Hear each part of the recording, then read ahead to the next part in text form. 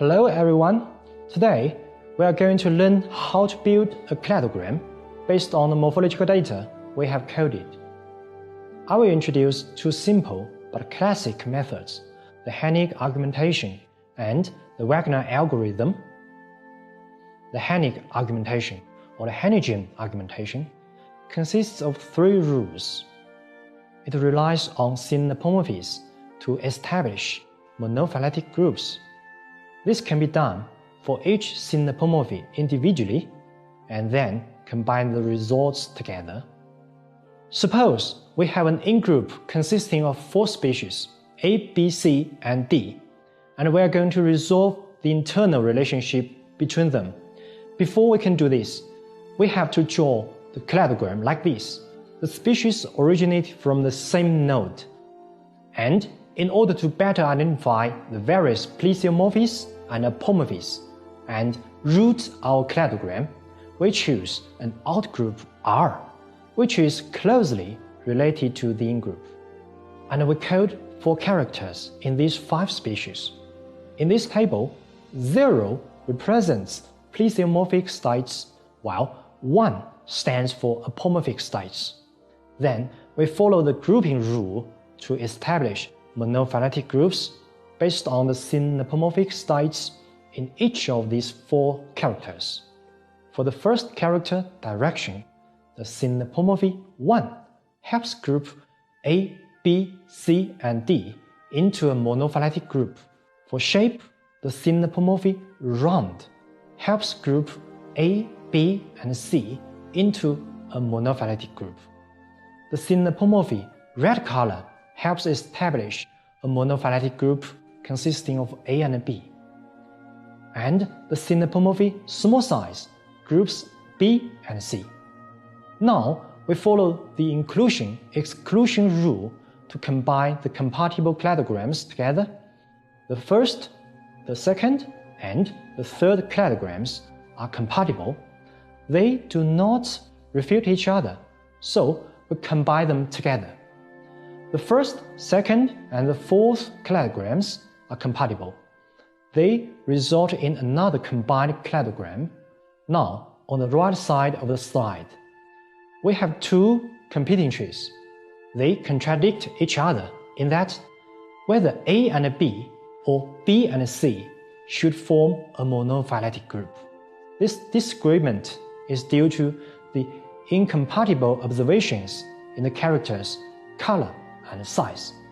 In principle, there is only one true synapomorphies. We can look for other evidence to help select one from them and discard the other one.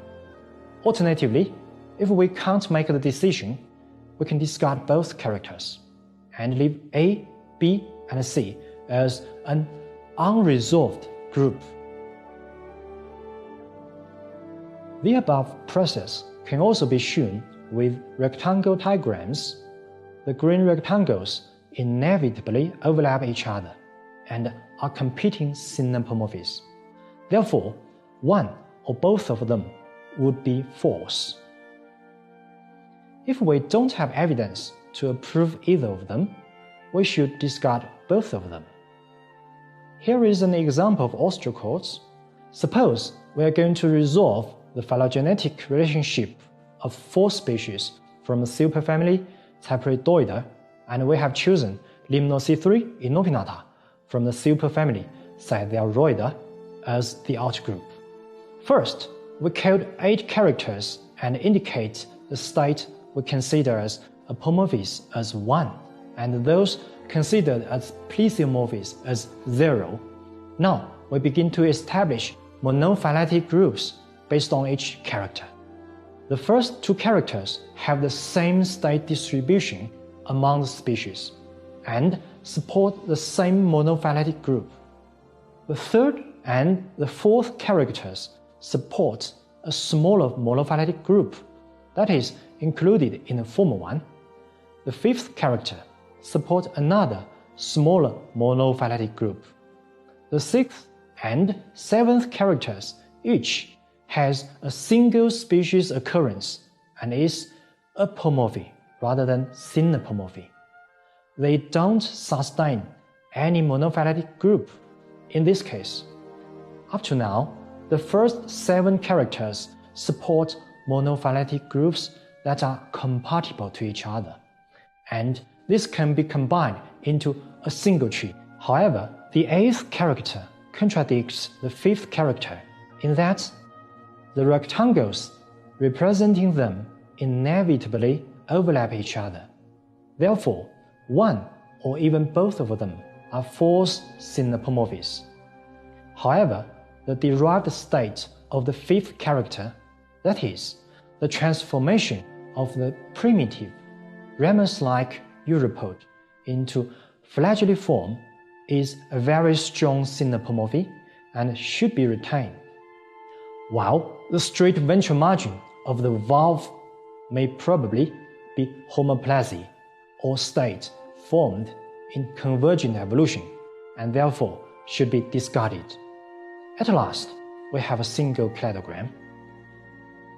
In fact, this cladogram agrees with the current taxonomic system regarding these 5 species. We are happy to see this, but this is not always the case. Sometimes, phylogenetic analysis can generate cladograms contradicting taxonomic classification. Because phylogeny aims at reconstructing the evolutionary history, a good phylogenetic work has the potential to test and improve the current taxonomy. Another classic method is Wagner algorithm. Like Hennig argumentation, it also requires an outgroup to root the tree.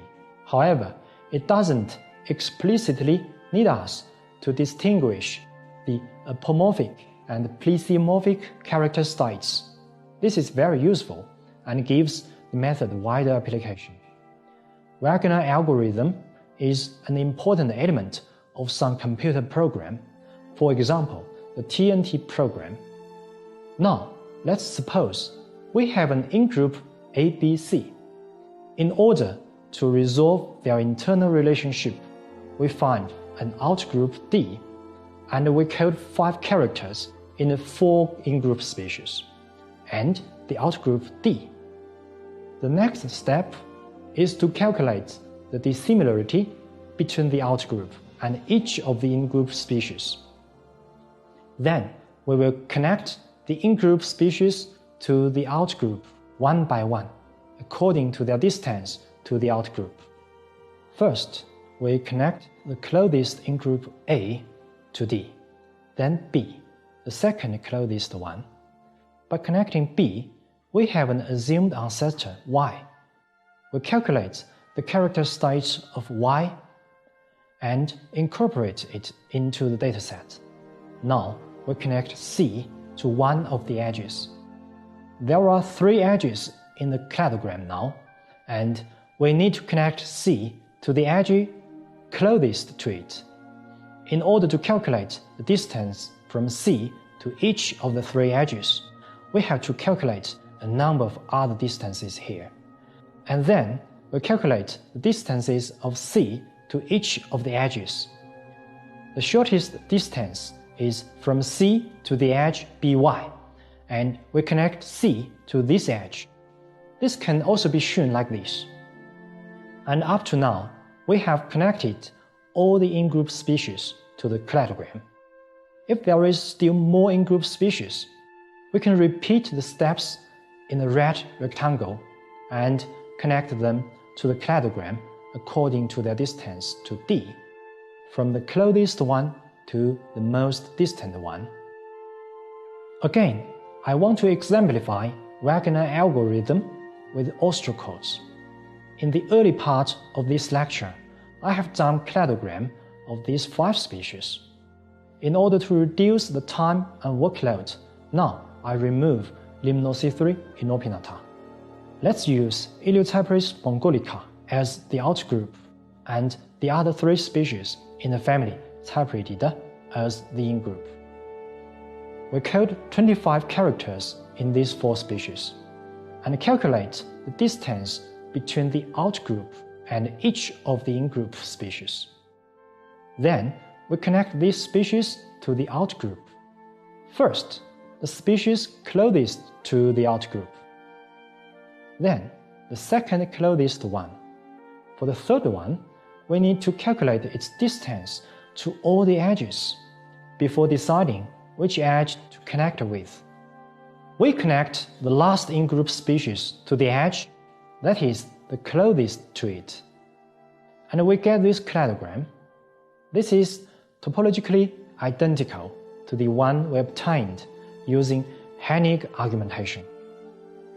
In summary, in this lecture, we learned two classic methods for doing cladistics. In Hennig argumentation, we first establish monophyletic groups based on each synapomorphy.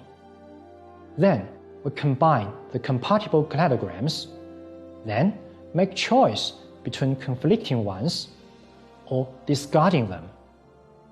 In Wagner algorithm, we first calculate the distance of each of the in-group taxa to the outgroup.